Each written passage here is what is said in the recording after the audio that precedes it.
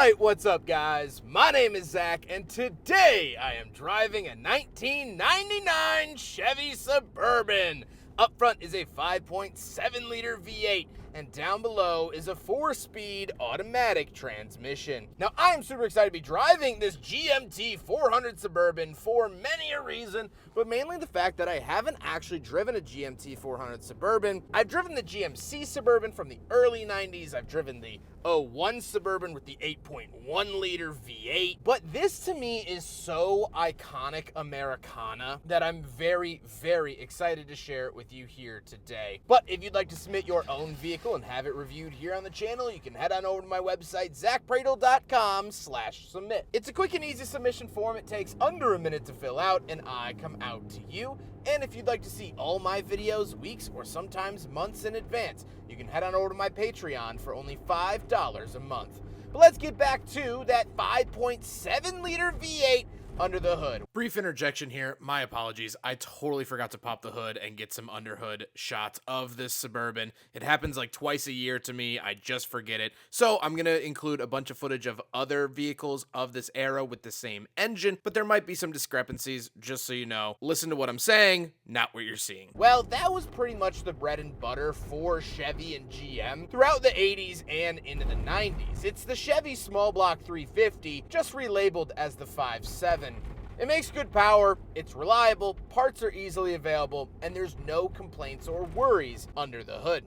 Like I said, paired to it is a 4-speed automatic transmission. Couple things about this transmission. First of all, it is a 4L60 transmission, which means A, it's cable driven, so it's an actual physical transmission, where the 4L60E that replaced it was electronically shifted. But the second thing is that it's actually really just a TH700R4 renamed. So GM was switching how they named their transmissions once the 4L60E was on the horizon, so they changed this to the 4L60, but it's really a TH700R4 from the 80s. If you've heard of that, that's what's in this. Last but not least, this particular Suburban is 4-wheel drive. However, they were offered in rear-wheel drive during the era. How does it feel to drive the Chevy Suburban from 99? It's awful. It's not, okay, it's not terrible. It's not good. This particular Suburban is lowered, and to quote the owner, he said, "I lowered it and now it drives worse." So, you know, there's that. The steering is really, really vague, really wishy-washy. I ask it to go left and it considers, thinks about it, it ponders the idea, and then it goes left. That's kind of how it feels to actually drive this, so it's not really a winner in that category, and that's where the GMT 800 Tahoe and Suburban that came after this was a dramatic upgrade.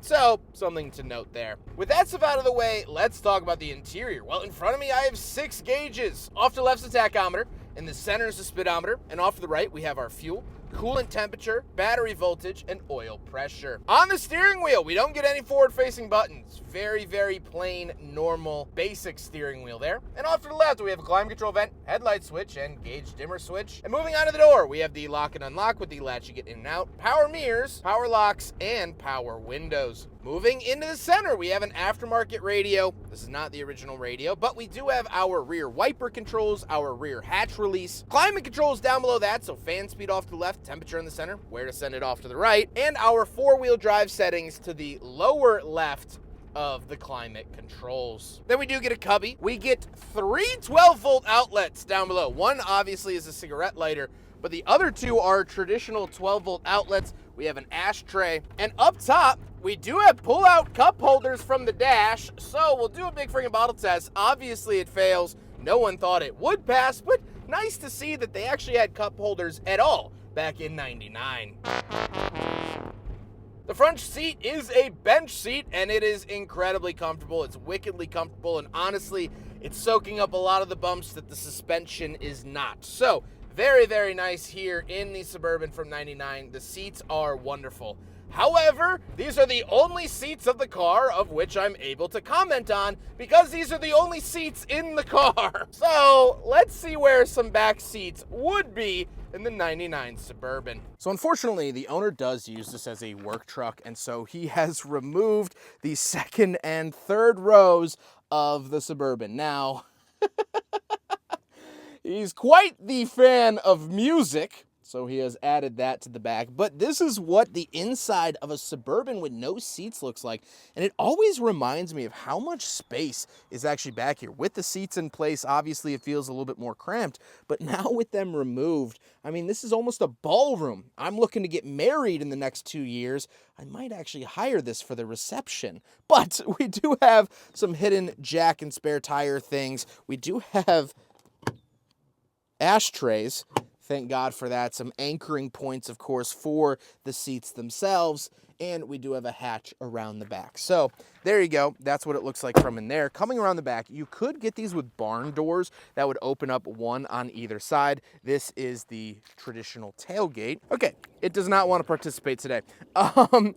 Rear glass does open up. Rear tailgate obviously would open up. It is not wanting to cooperate with me today. It's 27 years old. I guess I can't really blame it too much. But there you go. That is around the back of the Suburban. I will, I guess, hop around this side in case you wanted a view from this angle. But unfortunately, that's all I can deliver you here today. Now we gotta talk about the looks, and I adore the look of this Suburban. I love the square bodiness. I love how proper it is. I love how there's no crazy design flares or design cues that would make you think that this is anything other than what it is. It is essentially a truck with 3 rows. As you saw, actually, this one technically only has 1 row, so it might as well be a Silverado or whatever. And we'll talk about that with the final thoughts. I do like the color of it. I think it's unique. It's interesting, and I just love seeing GMT 400s. They have this sort of presence, not only because Tony Soprano drove one in The Sopranos. Sure, he had a burgundy one, yes, but I think they're just so unapologetic. They're not soft. You know, the GMT 800 that came after it, you know, had more rounded headlights, more rounded body curves, things like that. No, this is square. It looks like it was carved out of a block of wood, and I love to see that because it's not trying to be anything else. So let's get on to my final thoughts. What do I think driving this Suburban? It's great. Now, the actual driving experience, as I mentioned, was not that great, but I love what this SUV is, what it stands for, and what it was. This is a no fluff, no guff, no coconut automobile. Nothing in here feels like it's trying to trick me. Nothing in here feels like it's trying to be stylish. You know, this car has fully embraced being a dad. Every dad has that moment where they give up on trying to be stylish. They just rock the cutoff jorts, the t-shirt they've had for 30 years, and the New Balance sneakers. I guess I'm just describing Corvette owners. But every dad has a death of their fashion sense. Because life just gets too hectic. It gets too busy. When you're worrying about kids, work, the mortgage, rent, fashion falls by the wayside. And that's what this vehicle feels like. It feels like it doesn't care about the fashion. Now, it still ends up being stylish, and much like Tony Soprano in the first couple seasons of The Sopranos, he looks good, you know, without even trying. It's a lot of pants and collared shirts that don't really quite fit, but that's the sort of mentality and feeling that this vehicle has. It doesn't care about vanity. It doesn't care about showing off. It doesn't care about having the latest technology or being the talk of the town. It could care less about all of that. What it cares about is doing the job thoroughly, doing the job properly, and doing the job the right way. And that's exactly what this does. It does the job that the owner Carson has given it. He needs to haul around subwoofers. He needs to haul around lots of things. He used this as a work truck for a while. It does all of that very, very well. Does it look the prettiest while doing it? No. Are your coworkers going to drop their bags and jaws in awe of your car? No. But who cares? Fuck them. You don't build the foundation of a house on concrete because it looks good. You do it because it's the best gosh darn base you can build. That's what the Suburban is. The Suburban is concrete. The Suburban is brick. The Suburban is hard-packed dirt. And to be fair, the Suburban is the only vehicle on the Hollywood Walk of Fame. That sternness, that hardiness, that wholeheartedness has paid off. It's a no-nonsense automobile. And more often than not, when you're not worried about vanity, when you're not worried about how others perceive you, you'll go a lot farther than those that do. I hope you guys enjoyed the video. Huge thank you to Carson for letting me borrow his Suburban for today's video. I also reviewed his Jetta Sport Wagon along with his C6 Corvette, so it has been a very fun shoot day. Carson has been absolutely wonderful, and I am very, very appreciative. But I appreciate you guys watching the video. Don't forget to rate the video, comment on the video, and subscribe if you really liked it. Take care, guys.